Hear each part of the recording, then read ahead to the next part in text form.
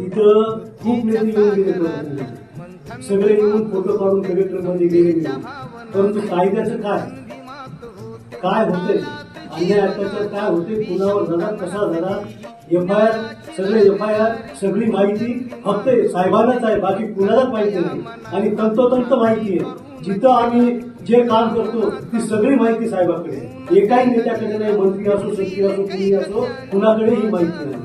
अशा पद्धतीचा सखोल अभ्यास साहेबांनी परभणीच्या केसमध्ये केला. आम्ही वकील याच्यामध्ये ऍक्टिव्ह आहोत, याच्यामध्ये असून सुद्धा आम्हाला जेवढी माहिती नाही तेवढी त्यांची माहिती आज मी त्यांच्याकडे बघितलेली आहे आणि त्यांनी मला सांगितलेली आहे.